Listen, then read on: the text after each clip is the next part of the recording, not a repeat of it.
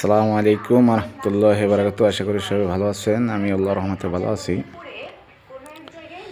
আজকে দু একটা কথা না বললেই নয় যে এই যে উপদেষ্টা নিয়োগের ক্ষেত্রে যে বিতর্ক সৃষ্টি হয়েছে, এই বিতর্ক সৃষ্টি হওয়ার কারণে এদেরকে অপসারণ করার জন্য এই বিতর্ক প্রধান উপদেষ্টা ডক্টর মোহাম্মদ ইউনূস স্যারকে বলবো, আপনি উপদেষ্টা আরও 10 জন লাগলে 10 জন নেন, 20 জন লাগলে 20 জন নেন, যত কয়জন দরকার প্রয়োজনে নিতে পারেন। কিন্তু ওইরকম বিতর্ক হইবে বা বিতর্ক হইছে অতীতে বা বর্তমানে হইবে বা ভবিষ্যতে হইবে, এই ধরনের লোক নিয়েন না।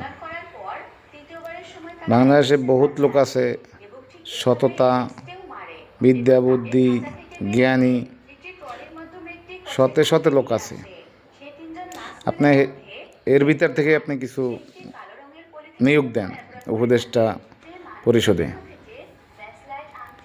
যেমন নিতে পারেন আলেমদের ভিতর থেকে। প্রথমত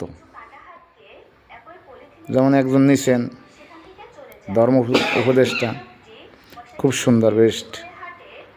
একজন নিলে হইব না, আপনি আরও 10 জন বিজ্ঞ আলেমদের ভিতর থেকে নেন।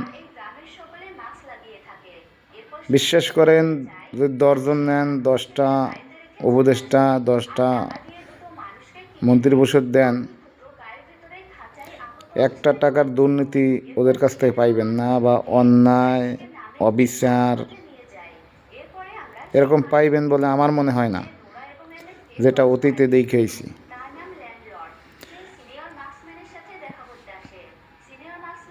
বিএনপি জামায়াত সরকার যখন জোট করছিল 2001 সালে, তখনই কিন্তু জামায়াতের বেশ কয়েকজন এমপি মন্ত্রী ছিল।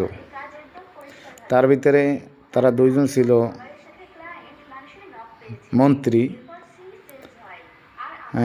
2-3টে মন্ত্রণালয়ে কাজ করছে। তারা 2-3টে মন্ত্রণালয়ে কাজ করার কারণে কিন্তু 5 বছরও তারা কাজ করছে। 5 বছর কাজ করার পরও 4 আনা পয়সা তাদের মানে অন্যায় দুর্নীতির চিহ্নও পায় নাই। তা এইটা আপনাদের জানতে হবে যে আলেমদের মধ্যে এই ধরনের কোনো কাজ নাই। আলেমদের যদি নিয়ে আসেন উপদেষ্টা পরিষদে, অবশ্যই ওই উপদেষ্টা পরিষদ, ওই মন্ত্রণালয়টা বেস্ট চলবে, অনেক সুন্দর চলবে, ভালো চলবে, পরীক্ষিত।